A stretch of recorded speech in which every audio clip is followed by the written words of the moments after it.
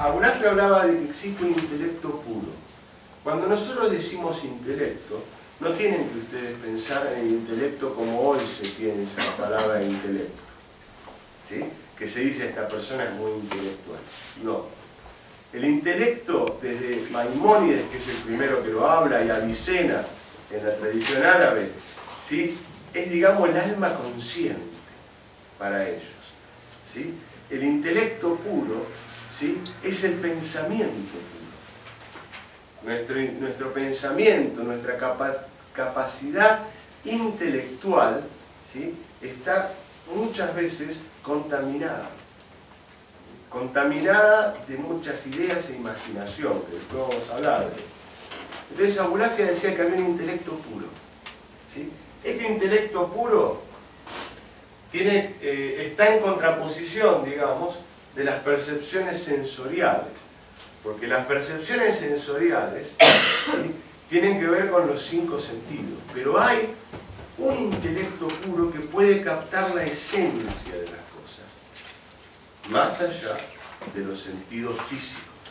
Es decir, el intelecto puro sería como un sentido metafísico que todos tenemos, pero que si no desarrollamos, lo vamos perdiendo. Entonces, este intelecto puro tiene que ver con las formas espirituales, mientras que las percepciones sensoriales tienen que ver con las formas materiales. Abulafia dice, por ejemplo, es muy fácil meditar en un árbol,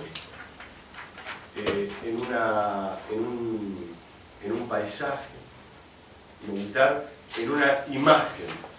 Pero ¿qué sucede si uno meditara en el lenguaje, en las palabras, en los signos? ¿Sí? Sucedería que uno está meditando no en el árbol, sino en la palabra árbol. Entonces lo que dice Abulafia es que ahí hay una mayor conexión con Dios. Porque Dios creó el árbol, pero en el lenguaje está más expresada la voluntad y la inteligencia divina. Recuerden que para la Cábala, el lenguaje, ¿sí? Es una orilla entre los dos mundos. La palabra sfa en hebreo significa orilla. Orilla entre dos mundos. Esto es la palabra. El lenguaje está entre el cielo y la tierra. Dios crea con la palabra. Y cuando crea al ser humano, al Adán, le insufla en su nariz aliento de vida y ahí resulta un ser parlante, según Ósquenos, que es el antiguo traductor de la Torá. Es decir, que la capacidad lingüística de la palabra de una persona es lo que hace que tenga esa impronta del alma. Entonces, estas formas espirituales nos conectan con el infinito, con lo infinito. ¿Cómo se dice infinito en hebreo? A ver los alumnos. Ein Sof. Muy bien. Lo que no tiene fin, lo que no tiene principio ni fin. Hay un mundo perceptible a través de los sentidos y hay un mundo que no tiene principio y fin, que tiene que ver con el alma. Por ejemplo, se enferma el cuerpo, se enferma la personalidad, pero la Neshama, el alma, no se enferma. ¿Por qué? Porque pertenece al reino de la unidad, donde no hay fragmentación. Se enferma la expresión en el mundo, que es muy importante, claro que sí, ¿sí? Porque estas dos instancias, tanto el intelecto puro como las percepciones sensoriales, es lo que hace un ser humano, ¿sí? El cielo y la tierra, ¿sí? El arriba y el abajo.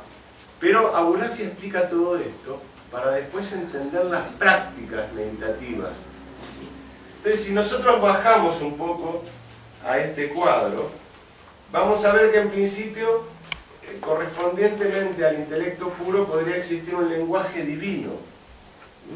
Nosotros hablamos en español, otros hablan en inglés, otros hablan en hebreo, pero ¿cuál es el lenguaje de Dios? El lenguaje divino. En contraposición de los objetos naturales. Cada objeto tiene una palabra que lo designa, un nombre. De hecho, La palabra palabra en hebreo, que es davar, también significa cosa u objeto. Es decir, que una palabra, el lenguaje, también tiene una correspondencia con los objetos. Si seguimos, tenemos el nombre de Dios y los sentidos, los 5 sentidos.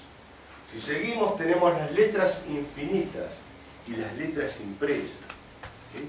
Cuando nosotros vemos una letra hebrea impresa, ¿sí?, está en un nivel físico, pero hay un nivel de intelecto puro y causa y consecuencia. ¿Sí? O sea, lo que quiere decir Abulafia es lo siguiente, que nosotros tenemos que lograr a través de ciertos ejercicios y meditaciones salir del encadenamiento de las percepciones sensoriales. ¿Por qué? Porque es como si nuestra alma estuviese en un dique, ¿sí?, de contención y no podemos liberarnos al océano cósmico divino. ¿Sí? Es como si nuestra alma estuviera comprimida. Y esto tiene mucho que ver con la imaginación. Fíjense ustedes que los cabalistas dicen que lo que hay que rectificar en el alma es la imaginación. Porque somos lo que imaginamos. Y todos los grandes problemas de nuestra vida se deben a la imaginación. Entonces, si nosotros podemos, a través de ciertas experiencias, ciertos ejercicios, ciertas meditaciones, ¿sí?, liberar el alma de los atamientos, liberarla de los nudos, ¿sí?, liberarla de los muros, ¿sí?, y poder ir desde la percepción sensorial hacia el intelecto puro, ahí sucede el éxtasis. Cuando sucede el éxtasis, lo que sucede finalmente es un encuentro con la divina presencia. Y cuando una persona se encuentra con la divina presencia, ya está todo ahí. No hay más. ¿Sí? O sea, todo lo que nosotros anhelamos en nuestra vida tiene que ver con el anhelo a Dios. Pero no lo hablo a un nivel religioso, lo hablo a un nivel existencial. Todos los deseos que tenemos, todas las cosas que buscamos, en definitiva, es porque estamos buscando eso que ya tenemos, en esencia, pero en el alma, y que hay que ir en búsqueda de esa esencia.